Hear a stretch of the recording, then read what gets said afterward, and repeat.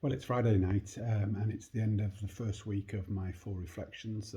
Started back on Monday, and I kind of began the habit of trying to capture my reflections for the purpose of both myself and the value to myself, but also to see how it feels, given that I'm asking lots of other people to do so.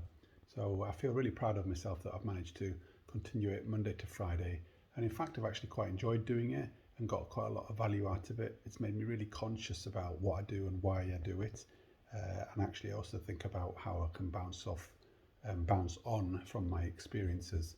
So it's been a really good experience so far. Um, Today's reflection, which I'd like to kind of capture, has really made me think about reflecting on how I've reflected, which sounds a bit strange. I appreciate that.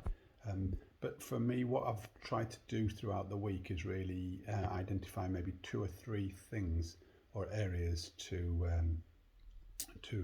sort of consider, to describe, to actually move on, see how I feel, and actually try and bring some level of action into it.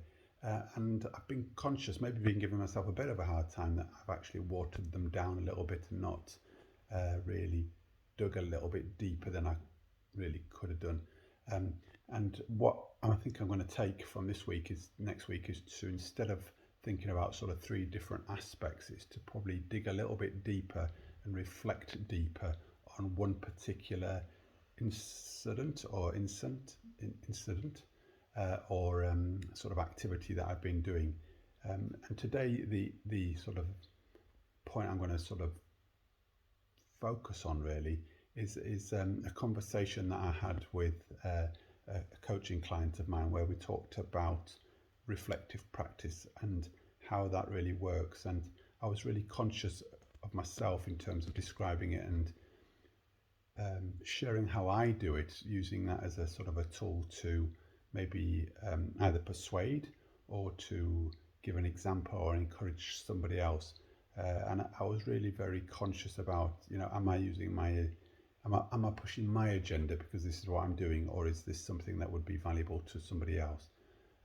So the kind of the analysis and the takeaway and action for me is when I'm talking about uh, reflective practices and how to do it. And I know I've got opportunities to do so again next week.